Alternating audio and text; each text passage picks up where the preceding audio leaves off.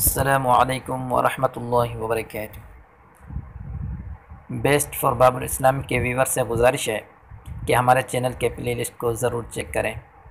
نورانی قاعدہ کی منفرد سیریز، مسنون دعائیں، سچے اور اسلامی واقعات، نصیحت بھری باتیں، اقوال زرین اور سبق آموز ویڈیوز سے فائدہ اٹھائیں، اور ہمیں سپورٹ کرنے کا بہترین طریقہ ہمارے چینل کو سبسکرائب کریں۔ جزاک اللہ خیرہ۔ ماں کی تربیت کا اثر۔ ملکہ عالیہ کی بے مثال تربیت۔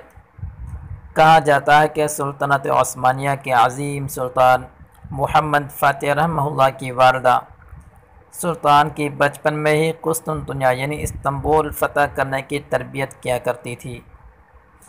روزانہ فجر میں سلطان کا قسطنطنیہ کی طرف منہ کر کے کہا کرتی تھی کہ بیٹا، تم نے اس شہر کو فتح کرنا ہے۔ جب سلطان کچھ بڑے ہوئے تو گھوڑا اس خیال سے دوڑاتے تھے کہ جیسے قسطنطنیہ فتح کرنے جا رہے ہیں اور دشمن پر حملہ آور ہو رہے ہیں۔ پھر آسمان و زمین نے اس عظیم ماں کی تربیت کا اثر دیکھا کہ صرف 21 سال کی عمر میں سلطان محمد فاتح نے روم کے صلیبیوں کا غرور اپنے گھوڑے کی سموں تلے رون ڈالا اور قسطنطنیہ فتح کر کے حدیث پاک کے عظیم بشارت کے حقدار بن گئے۔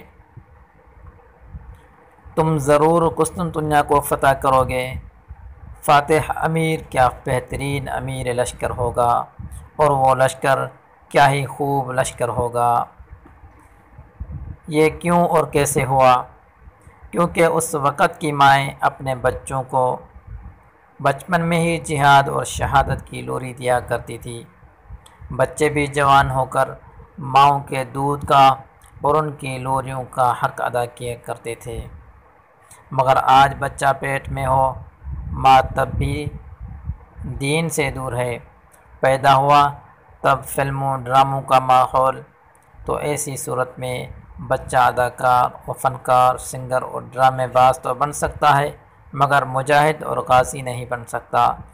یہی وجہ ہے ایک عرصہ بیت گیا، مسلمان کوئی فتح حاصل نہ کر پائے۔ معاشرے کی بنیاد خاتون ہے۔